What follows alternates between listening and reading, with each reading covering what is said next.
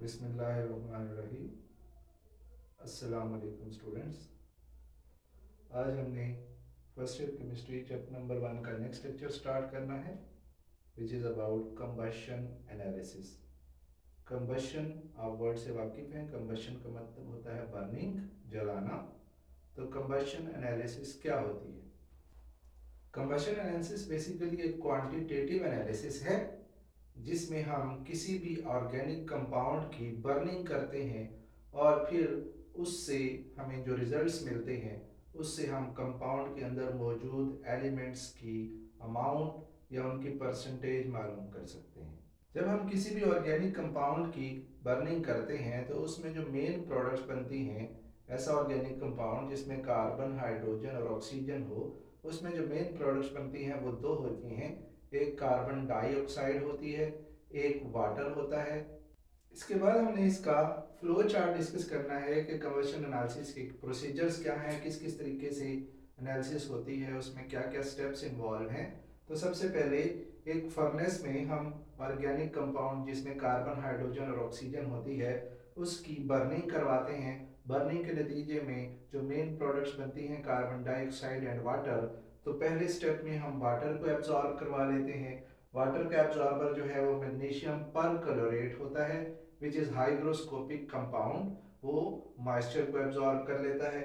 अगले स्टेप में जो कार्बन डाइऑक्साइड है उसका एब्जॉर्बर मौजूद है। कार्बन डाइऑक्साइड किस चीज़ में एब्जॉर्ब होती है, उसके लिए हम 50% पोटाशियम हाइड्रोक्साइड का मिक्सचर यूज़ करते हैं। और अगर कोई दूसरे सब्सटेंसेस कंपाउंड में मौजूद हैं तो वो नेक्स्ट चैम्बर में एंटर हो जाते हैं। ये इसका फ्लो चार्ट है। कंबशन एनालिसिस से जो हमें कार्बन डाइऑक्साइड एंड वाटर की अमाउंट ग्राम्स में हासिल होती है या किसी भी वेट के यूनिट में हासिल होती है, उससे हम ग्राम में कन्वर्ट करके कार्बन, हाइड्रोजन और ऑक्सीजन की परसेंटेज मालूम कर लेते हैं। कार्बन की परसेंटेज मालूम करने का क्या प्रोसीजर है कि आप जो उसमें कार्बन डाइऑक्साइड का मास आया है जो कि हमें पोटेशियम हाइड्रोक्साइड से हासिल होगा, कार्बन डाइऑक्साइड के मास को ऑर्गेनिक कंपाउंड के मास से डिवाइड कर देंगे और फिर 12 डिवाइडेड बाय 44 करेंगे, क्योंकि हमने कार्बन डाइऑक्साइड की परसेंटेज मालूम नहीं करनी बल्कि कार्बन की परसेंटेज मालूम करनी है। उसमें हम कार्बन के एटॉमिक मास को कार्बन डाइऑक्साइड के मोलर मास से डिवाइड कर देंगे और मल्टीप्लाइड बाय 100 कर देंगे। नेक्स्ट हमारे पास है परसेंटेज ऑफ हाइड्रोजन। वो कैसे मालूम होती है कि हम जो हमें वाटर हासिल हुआ है, वाटर के मास को ऑर्गेनिक कंपाउंड के मास से डिवाइड कर देंगे, मल्टीप्लाइड बाय 2.016, जो 2 हाइड्रोजन एटम्स है वाटर उनका मास, डिवाइडेड बाय 18 वाटर का मोलर मास, मल्टीप्लाइड बाय 100।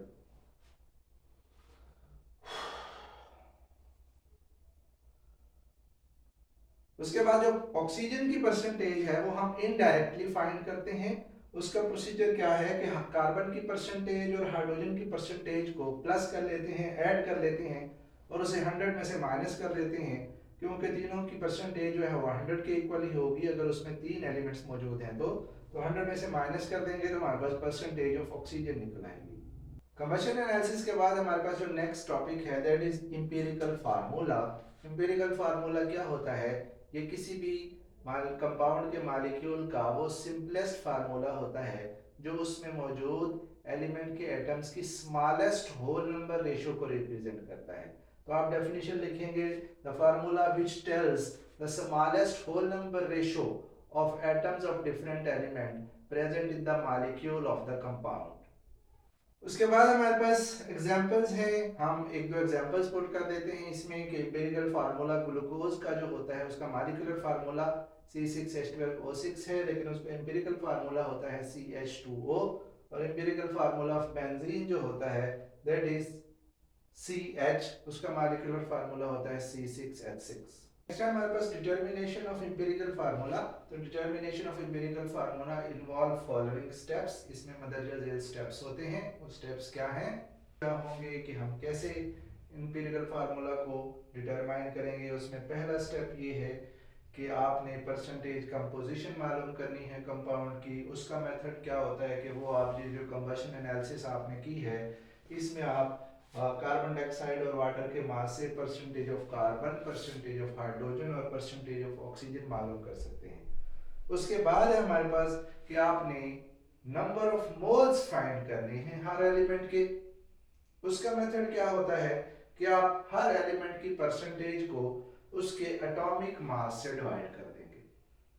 उसके बाद हमारे पास है कि हम एटॉमिक रेशियो जो है वो कैसे मालूम करेंगे। एटॉमिक रेशियो कैलकुलेट करनी है, उसका मेथड ये होता है कि जो डिफरेंट एलिमेंट के नंबर ऑफ मोल्स या number of gram atoms, number of gram atoms भी कह सकते हैं, वो जो आएंगे उनको सबसे डिवाइड कर देंगे जो उसमें सबसे स्मॉल नंबर ऑफ मोल्स होंगे या लीस्ट होंगे।